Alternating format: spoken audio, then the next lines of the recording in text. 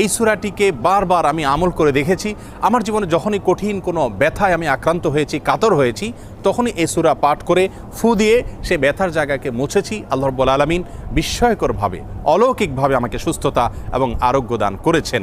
আজ আমরা কোরআনে কারীমের এমন একটি সূরা আপনাদের সঙ্গে শেয়ার করতে চাই, যে সূরার অপর নামই হলো সূরাতুশ শিফা বা আরোগ্য লাভের সূরা। আর সেই সূরা হলো আমাদের সকলেরই অতি পরিচিত সূরাতুল ফাতিহা। সহিহ বুখারীতে আবু সাঈদ খুদরি রাদিয়াল্লাহু আনহু থেকে একটি হাদিস বর্ণিত হয়েছে, যে হাদিসের মাধ্যমে বোঝা যায় যে সাহাবায়ে কেরাম সূরাতুল ফাতিহার মাধ্যমে চিকিৎসা গ্রহণ করেছেন এবং অলৌকিকভাবে, বিস্ময়করভাবে কঠিন এবং দুরারোগ্য সমস্যা থেকে তারা মুক্তি লাভ করেছেন। তখন নবী করিম সাল্লাল্লাহু আলাইহি সাল্লাম বিষয়টি জানতে পারার পর তাকে বলেছিলেন, ওমা ইউদরিকা আন্নাহা রুকিয়া, তুমি কিভাবে জানলে যে সূরা ফাতিহা এটি রুকিয়া বা সকল রোগ থেকে শেফার একটি মাধ্যম।